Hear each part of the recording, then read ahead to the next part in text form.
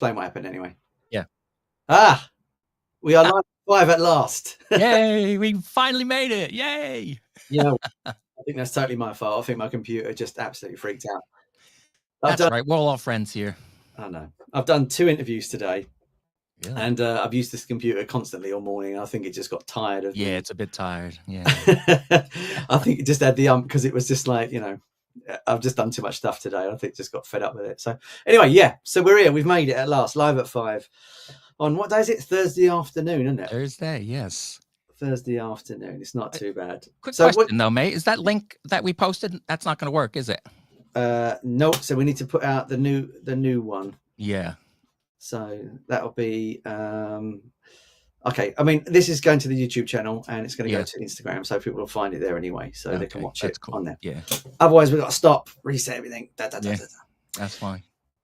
Anyway, we've made it. So tell me, music today. Have you listened to much music today? Yeah, I have actually. It was quite good. Yeah. Okay, what you had on? I listened to one of these albums here. 1 second. Let me reach it down here. Here we go. My good old friend Elvis Costello. Oh, nice. What one's that one? My Aim Is True. His debut 1977 album. Nice. You know that one, mate? I've heard of it. Yeah. Has it got Alison on it and stuff like that? It does have Alison on it. Yeah. It's got Watching the Detectives, Welcome to the Working Week. It's Miracle Man. It's got so many great songs, mate. Right. Less Than Zero. Fantastic song. Waiting for the World to End is one of my favorites as well.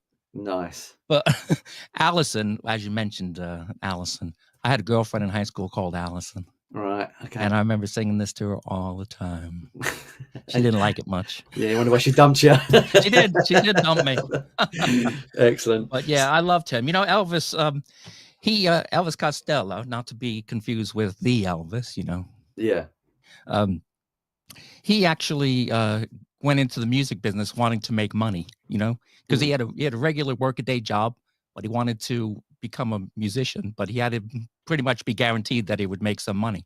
Right. I don't know how he got away with it, though. You can't do that these days, can you? I think his dad sold ice cream as well or something like that. Really? His dad had something to do with some ice cream. I can't remember what it was. It's some weird story like that. Like his dad did something. I remember his first TV performance was in an advert. I remember seeing that somewhere. It was like, where was his first TV debut or something? And it was on telly selling ice cream. Maybe it's an ice cream advert. Maybe that's what I'm getting muddled. Oh, right. Yeah. We'll have to find it on YouTube for the next edition of it on or something. Yeah. So I've been listening to a bit today. I think it's serendipitous I've been listening to it because I've been listening to Nirvana in Utero. All right. And I think it's this week or next week. It's the 30th anniversary of it coming out. So it's the 30th anniversary. So this is the official release version. And Steve Albini, who did the original session on it, he did it. And it's a real sort of punky, raw, like it starts with them just chatting and then they start playing and the mix is really raw and stuff like that. Yeah. And then they sent this off and they said, no, you can't do that. And they remixed it into this one kind of thing. Whereas this one, which is the official one, I think sounds more raw than the Steve Albini original punk mix. If you see what I mean. Yeah. Yeah. It just sounds like it's more haphazardy, his version, but this one's like shiny. So it's coming out again. They're going to do like an 8 CD box set and all sorts of stuff like that. And they're going to do, you know, they're going to find stuff in the cupboard and say it's brand new and things like that. Of course. Yeah. So I had that on today. And then I had a bit of this wonderful album, which is Elton John's Tom Bell Sessions album, which is probably one of the greatest albums that never got made, really. So he was a big fan of the Detroit Spinners, all these bands. And then he went off to work with Tom Bell in Philadelphia because they were on the Philadelphia label. And he only did like 6 songs. And he was like, oh, well, this is like 1977, I think. And he's like, oh, yeah, I'll come back and we'll do some more. And then he never went back, never finished it. But the one you know on this is Are You Ready for Love? That's the big track. But this would have been the best album he ever made. You know, if you finished it, it would have been the best album he ever did. It's brilliant. Oh, I've never heard of it before. Imagine just like the Detroit Spinners, but with Elton John writing the songs. That's what it's like. It's the first song's called Slow and Easy, I think. Nice and Slow, that's it. And it's just such a good album. The sound on it's fantastic. This was a record store day special. This vinyl, you couldn't buy it. Oh, right, it, so I had to come get it. All that sort of stuff. Is that where you got the idea for your hat? No, I've always had my hat. It's the same. Yeah. And then finally, I've been listening to. I went on holiday and went record shopping because if there's a record shop, I've got to stick my nose in it. Yes, I've been listening to a bit of prog rock, a bit of Yes. Not sure what I think about it, to be honest with you. It's not bad. Like I got this one, which is Tales from a I can't say it. Tales from a Topographic Ocean, is it? Mm-hmm. And they said this is the better one of the two, but I think this one's better because it's more Really? coherent. Yeah. They say if you can get to the third side of this, you're hardcore. And I know what they mean because it got really, really, really difficult. Yeah. I was really having trouble with it and stuff like that. Whenever I think of the band Yes, the first word that comes to mind is no. I'm not a fan. Not a fan. Not even of Owner of a Lonely Heart, all that sort of stuff. I can stomach it. Yeah. But yeah, I'm not a big fan of that. No. It's like, it reminds me of, I know it has nothing to do with it, but Tubular Bells. Oh my God. Oh, come on. That's great. That's really, really no, great. I know. I'm in a minority, but no, I can't listen to it. Oh, it's amazing. So I've had a busy day. I've done 2 interviews for the podcast today. We'll put links to our podcasts on the bottom here. Interviewed Paul Da Vinci first thing this morning, who had a hit with Your Baby Ain't Your Baby Anymore, and Sugar Baby Love. Interestingly, he got he sung on one of the tracks, said, I'm not going to join the band, but you can use it, and then basically got wiped off. So he doesn't get any credit. So it's his voice on Sugar Baby Love, but another guy said he sung it, and he keeps taking the credit and things like that. Wow. So we discussed that a bit. That was quite interesting. And the second one, which I had about just an hour before we came on, which is why my computer probably didn't want to work, was a guy called Simon Williams, and he run Panda Records. And they were responsible for signing Coldplay to their first record deal and Keane to the first record deal. Wow. His book called Pandemonium, I'll put it away now, is fantastic. I'll get it out on a break and show you. And basically what was is Simon had a mental health issue a few years ago and he was going to kill himself. And the story goes from killing himself to points in his story, if that makes any sense. Yeah. So he worked for NME for a while, for about 11 years. And so it starts, he tried to kill himself. Then it talks about his childhood, goes back to what happened. And we discussed the forming of the book. We talk about Coldplay, we talk about Keane, their first singles. And it's basically the history of what he's up to right now. Sounds great. Yeah, it's great. He's working with a band called Ash from Northern Ireland, I think. Now they're a good band. They were huge in the 90s, still really big now, and they're a really good band. And he's doing a lot of work with those. So it was just interesting to get like a journalist side of the story. In the interview, quite interestingly, we were saying to him that when I played in a band in the 90s, we thought all the bands were getting signed in Manchester because you had Oasis and all these other huge bands getting signed. Turns out they're all in Camden. So if my band had gone to Camden, like they might have seen us, but in our minds, everybody was up that end of the world. So we never played London in the night. For some reason, my band never did it. So also, I'm going to say this. He's probably going to kill me for saying it live, but Panda Records still take submissions for records and demos.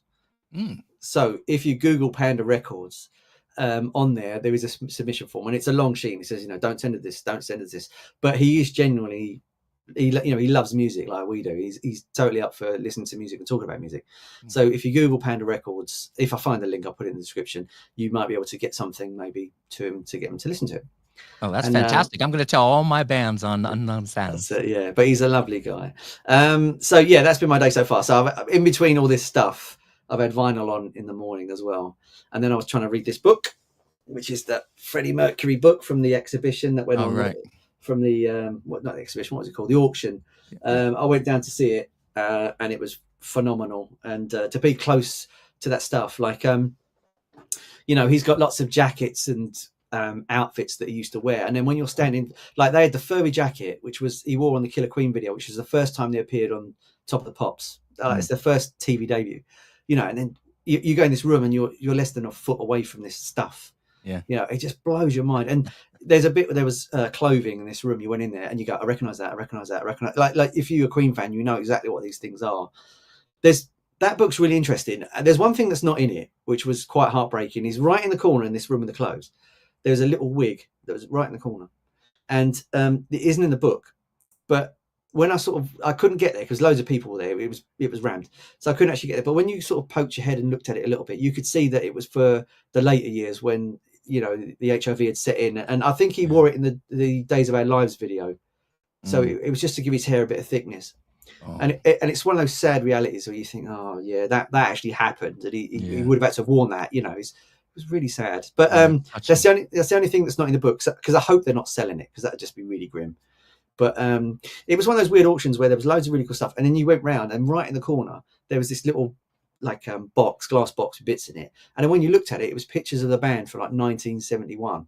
You think, oh, that's gold, that's gold dust. That is, that's the stuff that I really, really love. And then Very cool. I'm just trying to catch up and see what I've been up to. And then in the summer, I went to the Rewind Festival in Henley. I went down there. It's a fantastic event if you've not been. It's a mecca for anyone that likes the 80s. And we got there and the Undertones were playing. We saw Nick Hayward, Nick Kershaw. Nick Kershaw was very rocky. Like he wrote the one and only for Chesney Hawkes, and he played it live.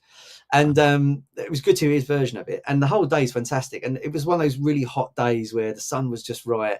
The crowd all dressed up as like Teen Wolf and the A-Team and the young ones. And the vibe was amazing. And everybody's really up for it. And it was just really, really fun. Really, really fun.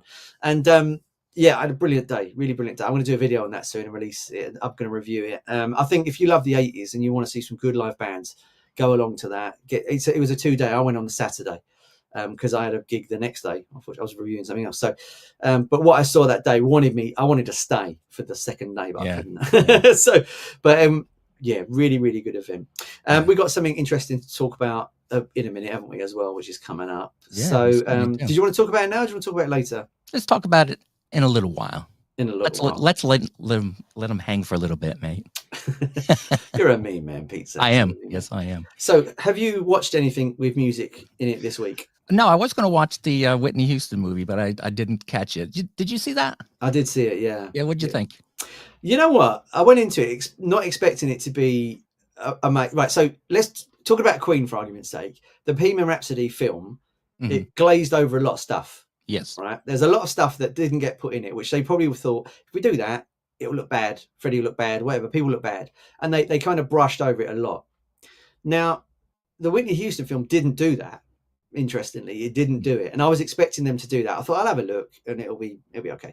It turned out to be brilliant. Like Whitney Houston was in a gay relationship when she first came to England and toured and stuff like that. Yeah, and they put that in the film. And now I figured that would be one of the things they would have brushed over. Yeah, in a sense of obviously there's nothing wrong with being gay, obviously, but what I'm saying is I remember Whitney from the 80s. The image was she was this beautiful young single, heterosexual woman. So, and then all of a sudden, they put in it, they put the drug use in it as well. Also, interestingly, with the drug use there, Bobby Brown didn't introduce Whitney to drugs. She was always sort of on the periphery before that. It just got a bit more ramped up when he was with her, and they put that in the film as well. It wasn't like it's all Bobby Brown's fault, because it wasn't. It was that was the way around. So I would argue that film is probably the closest to an autobiography telling the truth than any of them I've ever seen. Wow. Really. Yeah, it was that sort of accurate. Being a music nerd and sort of not knowing things, but just following a lot of music stuff. When you then watch something and you go, that's right. It's like anyone that watches it from the outside will enjoy it as a movie. And it was lovely to hear her singing again. I mean, I know the woman, I think she overdubbed her, but it was lovely to hear her voice again and all that sort of stuff, and hear her singing and the power of it. And it's just, it's one of those horrible things where you see her at the start of the film and she's young and energetic and she's got this amazingly powerful, beautiful voice.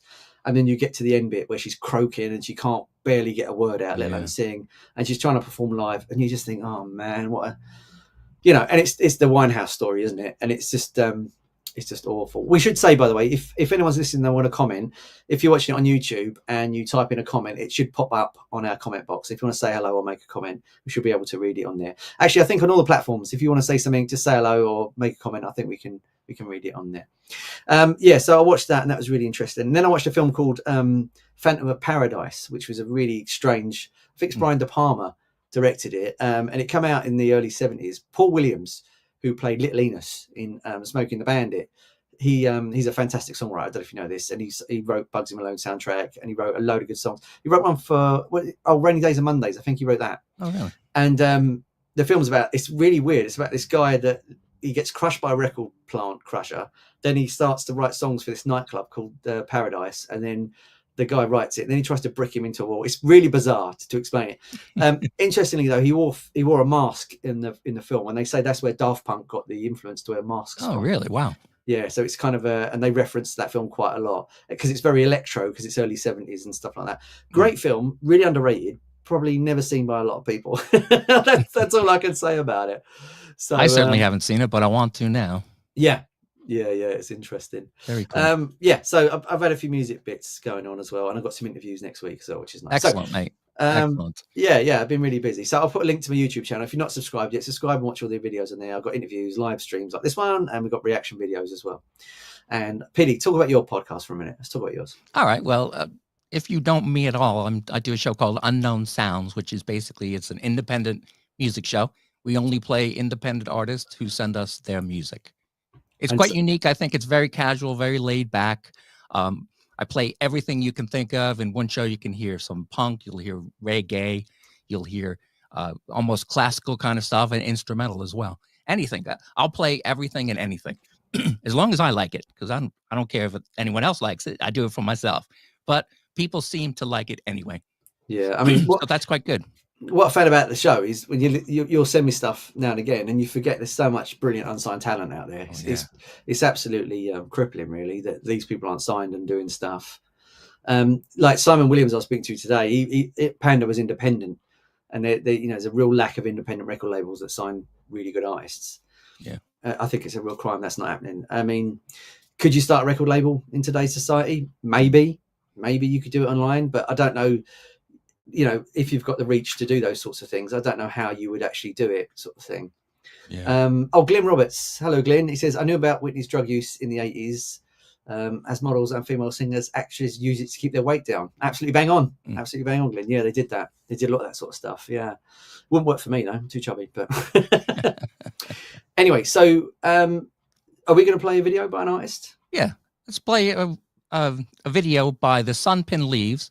They're one of the first bands that ever sent me music, and they continue to do so. They're prolific songwriters, award-winning songwriters as well.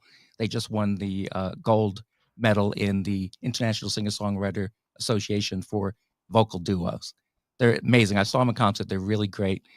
And they're lovely guys, Chris Brown and Neil Faulkner. I think the video we're going to play now is Summer of Love.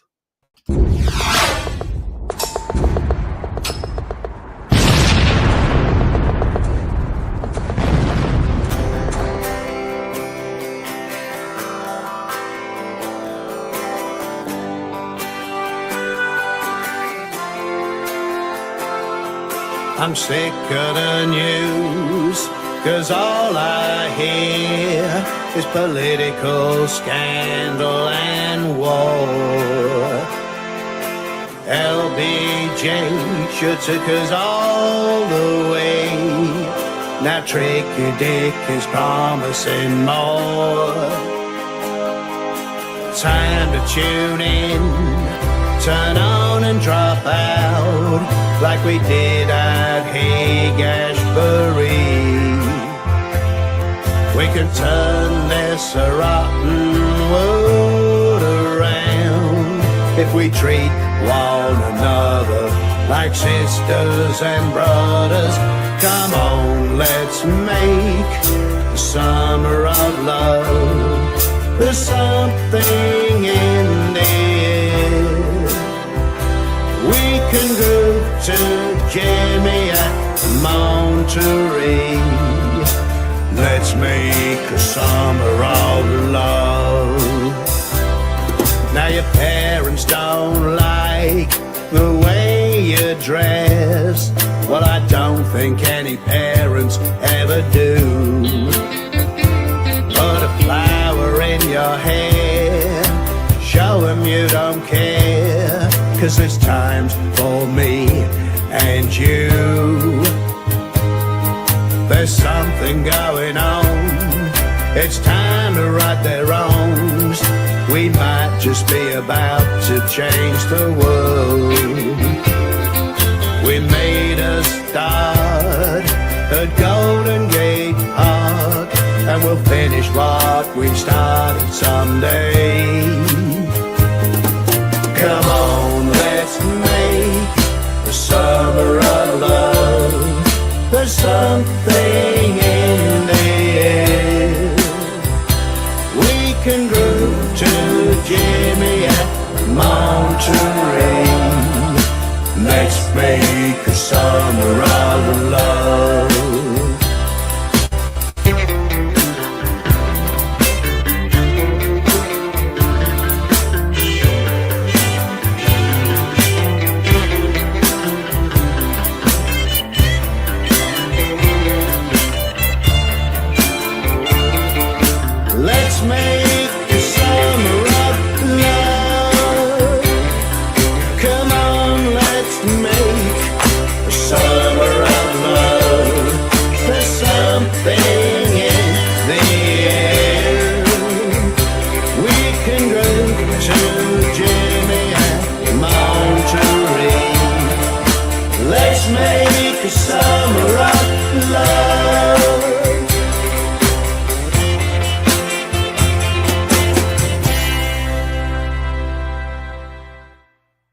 Nice. Summer of Love by the Sunpin Leaves. Fantastic. Nice. Yeah, that's off their album Altered States. One of, I believe they have 5 albums now in the last 4 years they put out. They're always putting out new stuff. It's great.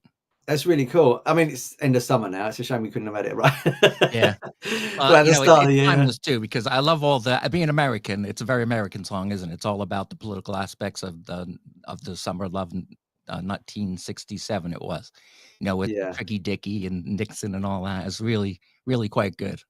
So, what sort of band are they? Are they a country band, or are they? Well, they've got country influence, definitely. I know one of their big influences was John Denver. Oh, wow, awesome! Yeah. Unusual, isn't it? Yeah. Yeah, they do a song called Monterey, about John's death, actually. Wow, well, inspired by his death, because that's where he died, didn't he? In the light aircraft, it was over Monterey Bay. But yeah, beautiful. But they're Americana. They do rock. They do a lot of different kinds of music. In fact, one of my favorite albums by them is called Transgenre Express, because it's all different types of music. It's really, really great. But that Summer of Love song is, I like that a lot, because one of the reasons is Chris, the lyricist, sent me the actual the lyrics that he wrote, the original lyrics. You could see it. He crossed out this and put in this. I have that up on my board here in the studio. That's wonderful. So the Sunpin Leaves messaged and said, "Thank you, guys. You're more than welcome." Glyn Roberts, hi Glyn. He says, "Hints of Cosby, Stills, and Nash." I agree. Yeah, I agree. Definitely. It's definitely like that. That's what you don't really get anymore, like vocal harmony groups like that are tight sort of groups of harmonies. They're fantastic. The way it works, I believe, Chris is the lyricist and the main vocalist, and then Neil does all the music. He's a genius. He plays everything, and does some harmonies as well. Fantastic. So Diggsy, I think it's Diggs BT7 says, "Hey, what's up, G?" I don't know if that's to our friend Glyn that's just message, or if that's to us. Are we G's now? Are we down with the kids? Hey Diggsy, you all right, mate? What's that? BTW7. Diggs BTW. Yeah, I got it right now. Sorry, I'm using a Mac, so my screen's like this big. So all right. I've got my old man glasses going. I'm like, what? Yeah. So that's the sort of music that people can send into the show, can't they? They can send anything in. Of course, yeah. Yeah, they can send in anything. I'll have a listen, and if I think it's appropriate, I'll do it. Just another thing about the Sunpin Leaves. Some people probably know Chris was supposed to join us today on this chat. He couldn't do it because we had some technical problems, which is a real pain. Yeah. Hopefully we'll get him on another time, but we're still going to talk about the Sunpin Leaves, and we'll play other songs by him as well. Yeah, fantastic. Sorry about that, Chris. It's just, and we couldn't even come live at the right time. So, so there's always something going on. Today. It's tech stuff, isn't it? Yeah. It's brilliant. So are we going to talk about the thing yet? Are we going to let's talk about the thing. Okay, over to you. Talk about the thing. Well, my dream has always been to have a live gig for Unknown Sounds artists, and it is happening. Yay, big fanfare. Yeah. It's great. I'm so excited about it. I'm nervous as hell, but it's going to be great. And the Sunpin Leaves are going to open up the show. So talk about the gig and what it's for. So the gig is basically to have a great time. And also it's a charity gig. We're raising money for Musicians Defend Ukraine Charity Fund. Now, we've been raising money for these guys for quite a long time now. We've done a few shows, special shows on the Unknown Sounds to do that. We're doing quite well, and there's been a great response. Now, the thing about this gig, though, it's a charity gig, but the charity part is when you buy your tickets. We're not going to have people at the gig, trying you to get down in your pockets and give some more money. It's not like that. We're just going to have a great time that night, but all the proceeds from the tickets are going to the foundation. That's fantastic. We were talking about it a little while ago, and the musicians that are fighting in the Ukraine have nothing, don't they? It's pretty much they don't even have boots. Is that right? Yeah, a lot of them don't have boots, don't have armor. There's not much there. Yeah. So this foundation specifically helps out musicians who are fighting on the front lines. In fact, we've played some of the songs by musicians who have been helped by these guys. Yeah, so it's for a good cause. We're going to put a link in the description as well, and when we do more of these live streams, we're going to basically keep pushing it. So for people who want to know, where is it? Okay, it's at the amazing Hope and Anchor pub in Islington in London. This place is great. It's It's a landmark pub. The Madless made some videos there. Sting played there. U2 played their first gig in London there, famously to 6 people. But everybody's played there. It's a fantastic. It's a great venue, and I'm really happy that we got it. Interestingly, as well, it's probably one of the last like privately owned venues still going as well. Yeah. I was again not going back to it, but I was talking to Simon Williams about that, and he was saying that, you know, so many independent places like the Bull and Gate have gone, and that you can't get those independent places anymore. So what we've got to do as well is give a special shout out to the place, because they've done a real special deal so we can put this on. You know, they're not charging an arm and a leg, are they? They're doing it as a really generous fee so we can get the stuff on. Yeah, definitely. Yeah, they've been very, very helpful. I've learned so much, and they've enlightened me about everything. It's on the 5th of November, so remember the 5th of November.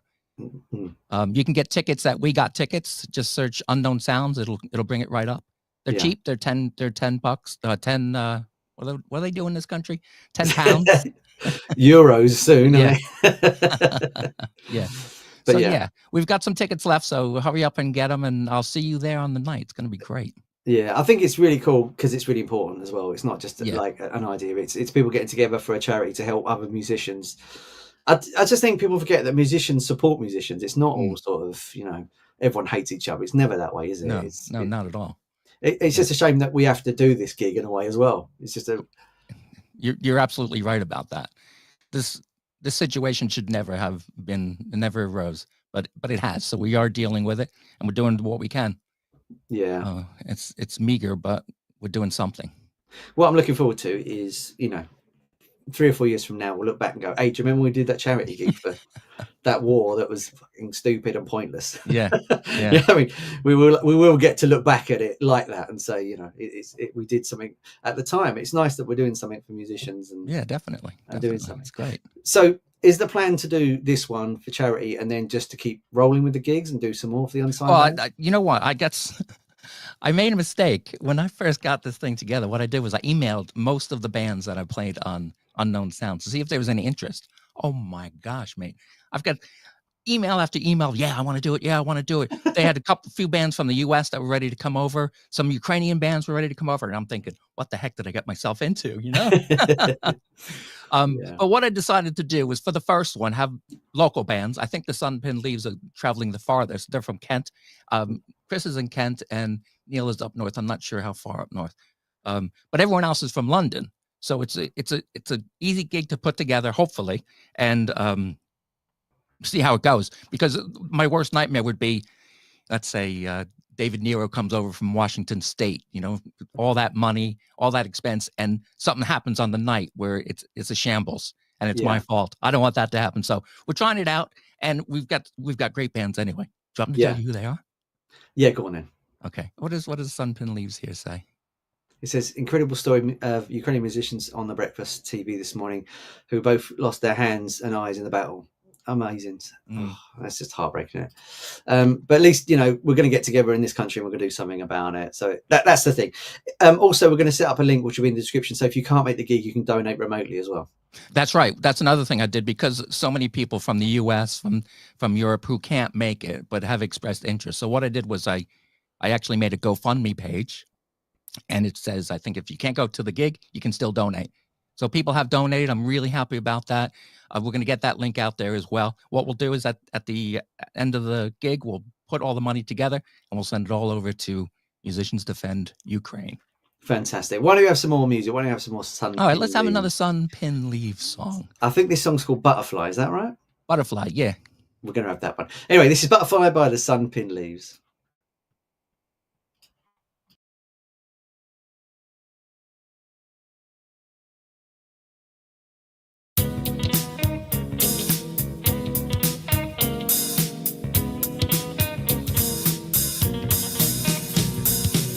Another bad night in my ship of dreams, chasing dark shadows from the corners of my eyes. It's like a moth fluttering in my brain. My mind gives up on a battle it can win. I descend the stairs, oh so sleepy I could fall in this house. that's throwing patterns in my hole.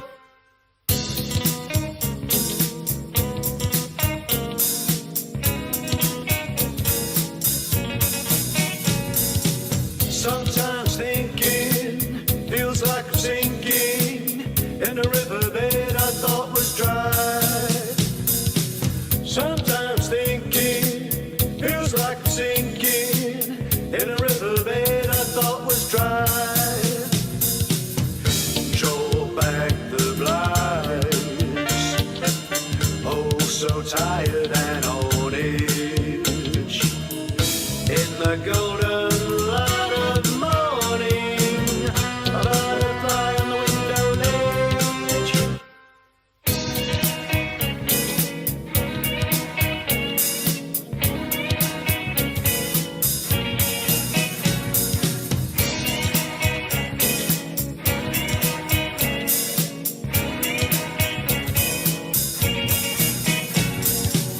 I hold it in my hands, nervous I might hurt its wings. Outside the house, my hands unfold, watch as my butterfly he soars. Sometimes thinking feels like I'm sinking in a riverbed I thought was dry. Sometimes thinking feels like I'm sinking, wish I could feel like a butterfly. Sometimes thinking feels like I'm sinking in a riverbed I thought was dry. Sometimes thinking feels like I'm sinking, wish I could feel like a butterfly. Sometimes thinking feels like I'm sinking, wish I could feel like a butterfly.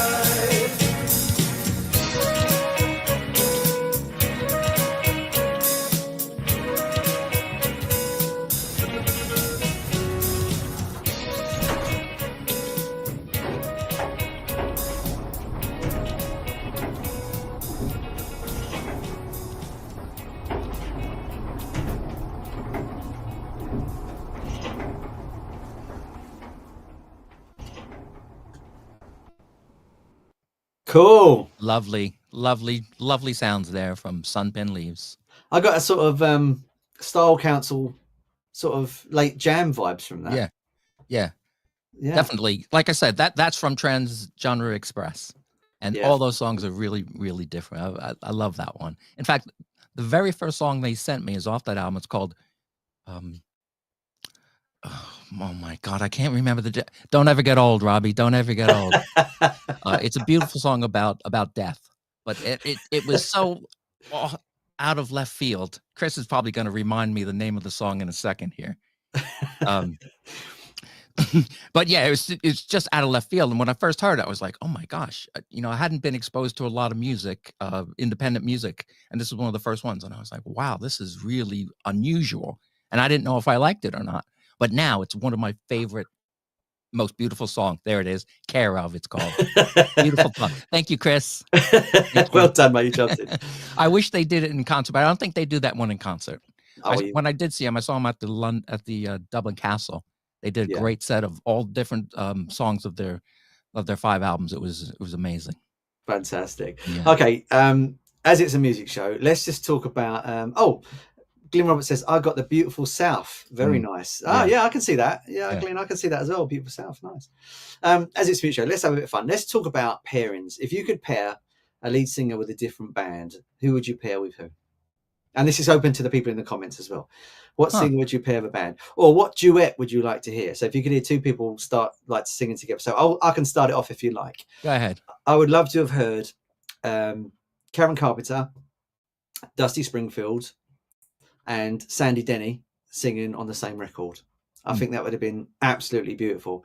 3 different voices, 3 different sounds, singing a ballad. I think that would be really, really sort of different and interesting to have heard.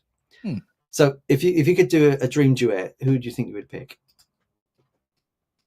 Well, I have quite different tastes. It doesn't matter. It doesn't matter. It's fine. Yeah, I would like to hear something like Kurt Cobain do like ballad type things. Nice. You know? Yeah. Like a just a soft, heartfelt love song I like to hear. Yeah. He did Rape Me. That's quite a sort of I mean, I know, but I know, but people who don't know the song, it'll be like, oh, Rape Me, great. yeah. Oh, there's a lovely one from Glyn. He says Bowie and Sinatra. Wow. Yeah, that's a great one, Glyn. I like that. Do you know what I'd like to have done? Sinatra and Rage Against the Machine.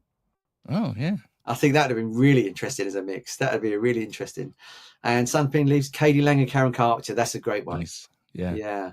So doing a country song, I wonder, or would they do like a sort of Karen Carpenter's Rainy Days and Mondays? Oh, imagine them two, Rainy Days and Mondays. Yeah.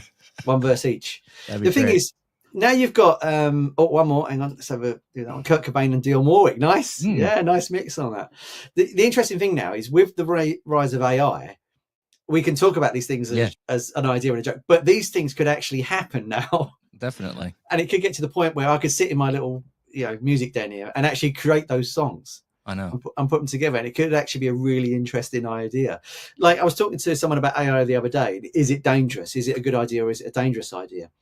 And I think for music production, in the sense of they redid the Beatles songs recently and they made them sound really nice. Yes, it's a brilliant idea. Is it wise to do Glyn, who's watching, he knows we're both huge Beatles fans. But is it a good idea to do John Lennon's voice on AI? No. Why? Because it's not him. It's just not him. This is the thing. AI can write songs now, right? They can write hit songs, but do you want to hear those kind of songs? They may be great. They may be great, but there's no passion that goes into it. You know what I mean? All right. So what if you can program, say, vibrato in the voice to give it a bit more passion, not emotion, but you can make it wobble slightly as if it was sort of semi-upset? Then would you be interested? Yeah. Well, no, I'm sure they could do all of this, but what's behind it? It's like people who use the AI to write things. You don't have the skill for that writing. So I'm not going to know if it's AI or not, but I would assume that it would be the person who is writing that, who wouldn't just go to a program and say, write something about this topic. I think it's hollow. Yeah. Yeah. So I think the ink test will be one day if they bring out a song and then you put that out and then you sort of say, is it them or not? And you don't know. Yeah. See, Glyn says there's no genius and there's no soul, isn't there? And he's right. Yeah. There's nothing. Yeah, of course. Yeah. But I don't think it's something that cannot be mastered. This is my point. I think it's something that can be done. I think they will figure out how to make it have emotion. They will make it learn how to cry, be happy. Yeah. All that sort of stuff. And I think that's the danger of the AI stuff in the wrong end. But then, I was watching the thing with Benny from ABBA, and he was saying, the problem we've got is, you can't license it. How can you, if I did a track with, say, Kurt Cobain's voice on it, how do you then license that? Yeah. Because his voice isn't copyrighted, is it? It's the songs that are copyrighted. True. Yeah. So the point is, how do you then say, well, you can't use it in the sense of you can use it, if that makes any sense? You see what I mean? Yeah, promoters make lots of money out of people selling the dead already. It's interesting, that point there from the Sunpin Lees, because I saw the ABBA Voyager thing recently, and that was amazing. And obviously they're not there, and it's in 4K with a live band. Though there's a live band playing that we got, so there is musicians in the room getting paid. Yeah. So is it fair enough if you use AI or a hologram with a person, as long as there's a live band playing, so someone musically gets paid? Yeah. Well, there's all different degrees of it, isn't there? Yeah. I find it all fascinating. I find the whole thing absolutely fascinating. I just think it's a new world that we're tiptoeing in that we don't know really anything about. And I just think it's one of those things where it's either going to go really wrong or it's going to go really right. Yeah. Because there's nothing stopping you like making an Ed Sheeran demo and then putting it on an old cassette tape and just saying, "Oh, I found this in a boot sale," and no one's going to know, unless he turns up and says, "No, I didn't do that." Yeah. But some bands that are prolific are not going to remember all the bits they've played on. Of course, yeah. You see what I mean? So AI is really interesting in the sense of, I just think of Terminator 2. I've got to be honest. Whenever anyone says AI, I just think of Arnold Schwarzenegger walking around with next to nothing on and all that sort of stuff. I've enjoyed this. I could talk about her all day. If you're enjoying the show, let us know as well, because we're going to do some more, right, Pete? We're going to try and get regular with it, and we just think it's fun to come on and talk about music. And if you've got any subjects you want us to talk about as well, obviously hit us up in the comments. We've got an email address somewhere. Where did I put the email address, Pete? Can you remember? Hang on. There we go. So there's the email address. Oh no, that's my one. Hang on, that's not it. There we go. There's the email address. If not, you can hit up me or Pete from our email addresses and just say, oh, we'd like to talk about this on your show. I think it's quite interesting, and we'd love to talk to you about it as well. It's great stuff. Oh, hang on. I've hit something else. I don't know what I've done, Pete. 1 second. Don't forget to like and subscribe. Oh, there is that as well. Yeah. So accidental genius. Right. Hang on. I've got something on the screen. I don't want it. Oh, I'm so old sometimes. Is it that one? No, that's the other one again. No. Right, I'll figure out how to get rid of that in a minute. No, hang on. What's it? I've got to read it. Hang on. Oh, there we go. I've done it right here. Okay. I love this tech stuff. It's all new. It's all exciting. It's all fun. We should be like proper old people, and they should put a brand new record in front of us and say, "Have you heard this?" So we'll be like, "What is this?" Yeah, trying to figure out what it is as well. So when we do get this together, and we do it when we do it quite regularly, it's not going to be under the Chatting Tracks, is it? It's going to be under it's a conglomeration of Chatting Tracks and Unknown Sounds. And it's called Chatting Sounds. That's right. Chatting Yeah. Sounds. So we'll have it go to a new channel and all that sort of stuff, so you can find it. Yeah. We just thought we'd keep it here because it's easy to find and it's all set up and ready to go. Yeah, exactly. So we'll shoot off in a minute. Should we play one more track before the Sunpin leaves before we go? All right. Is there anything else we want to talk about? I don't think so. Just definitely get your tickets for the gig, November 5th at the Hope and Anchor. You're going to see Sunpin leaves. You're also going to see this great band called Say Yes, Do Nothing. Fantastic, bluesy, great band. In fact, I'm going to go see him on Saturday in Camden. I can't wait to see him. And then the amazing Unorthodox, which is kind of like a rough and tumble rock and roll band. Yeah. And then a little punk we're going to add to the mix. Nice. Plague UK. So it's going to go from quite really nice, beautiful music, and it's going to get louder and louder and louder to the end. So it's going to be a lot of fun. Fantastic. I'm just going to put this. WeGotTickets.com and find it under Unknown Sounds. I will put a link in the description. Let's just put the this comment up from Glyn as well. If an artist or acts is alive, it should work well if it's new Lennon material. Yeah, that's a good point as well. I like that. Okay, we're going to play another track for them. I think it's called November Witch. Sorry, I can't read the title because it's too small. Yeah, November Witch. Does that sound like one of their songs? Is that right? It, yeah. All right, we'll play that and then we'll have a chat after. All right.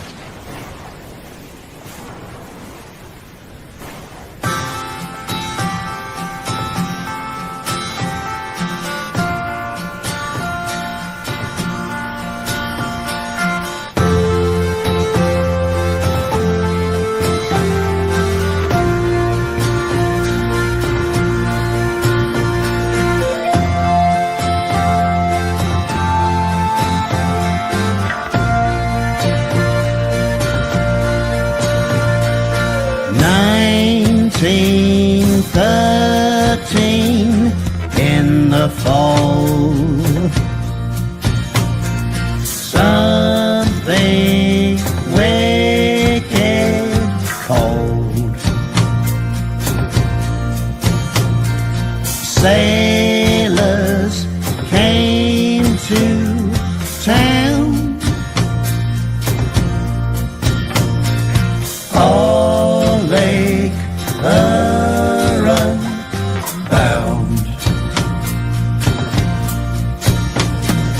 But one man he will not hold, a fear they all would drown. The engineer thought him cowardly for his superstition, but he could not ignore the power of premonition. So the Charles S. Price left behind the shipmate. 28 men set sail for fame, cite and memorize all their names, so he could identify them when they met again.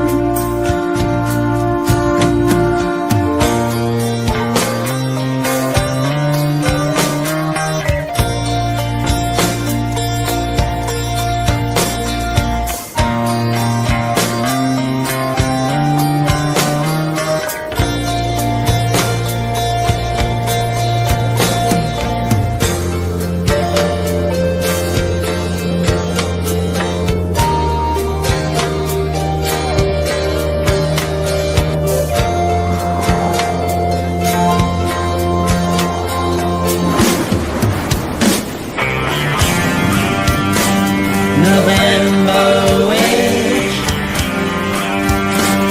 hails from the north, rays on the south, trapped in a ratty embrace. November wind, East Ontario to Minnesota, trapped in a icy embrace. November witch and three sisters, sure to get you, trapped in a icy embrace. November witch, ships in the basin, all for the taking.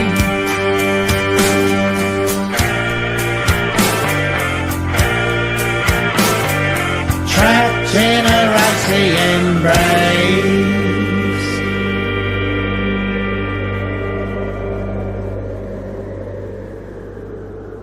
Nice. Yeah. See, it's quite different from the other ones, isn't it? Well, it's one band with 3 different styles so far. Yeah, exactly. Yeah, I like it. It's really cool. It's Yeah. really, really cool. Really, really different. Andy Parker messaged during the song and said, we're both old. So, Oh, that's true. so thanks, Andy. Yeah, that song was from their latest album called Yeah. The Great Lakes, Tales from the Great Lakes, and it was inspired by Chris's road trip around the Minnesota Peninsula. Right. Beautiful. Yeah. Yeah, To interesting. me, it's amazing. Though I've done a lot of traveling. I've never written a song. You know, I never take in my environment and say, "Oh, this would be beautiful, a beautiful song." You know, and Yeah. start to think of how the melody would go and the lyrics. That's the genius of the Sunpin Leaves. I think, as you've said it now, over the next coming episodes, you should write a song. I think that should be your that should be your task, because you play ukulele a bit, don't you? I do, yeah. Yeah. Yeah. So maybe over the next few episodes, you could write a song. Yeah, I'm thinking about one about Windows. Okay. Or what you could do is message every band to get them to submit one line, but not tell them what it's about. Yeah. You know that old game where you'd write a line and then fold it? Yeah. Maybe do that with an entire song and then you perform it live. All right. Yeah, I'll try that. That's got to be worth coming back for, surely. Fantastic. Yeah, we'll try that. Fantastic. Anyway, we're going to sign off. Thanks to everyone that's joined us today. And if you're watching this on the catch up, the links will be in the description of all the stuff we spoke about as well. And like I said, if you've got any questions, just email us. The link will be in the description as well. And we'd love to have your things that you want us. If there's anything you want us to talk about, hit us up on that. We'd love to chat about that as well. If you can tell the friends about it as well, and your mates that like music, because it'd be lovely to get a bit of a community going. That's the idea. We want to get a community vibe all about music going. And we're going to play some artists that are going to come up from the gig. And we're going to play some different artists as well. We'll mix it up next time. We'll play some different people. Yeah, definitely. But yeah, we just wanted to give people a taste of what we're going to be doing and having fun and talking about music and having a laugh. And are we going to do Sundays or Thursdays? What day? Thursdays will probably be best for me. Okay, so we're going to. Who knows what can happen on a Sunday? Oh, you're welcome. Enjoyed the show. Brilliant. Okay, we'll do live at 5 on a Thursday. How does that sound? Then people can do the catch up if they want. Yeah, that sounds good. And we'll do it from there. But okay, we're going to end the broadcast. So thank you so much for tuning in, and check out our podcasts and subscribe to both. And we shall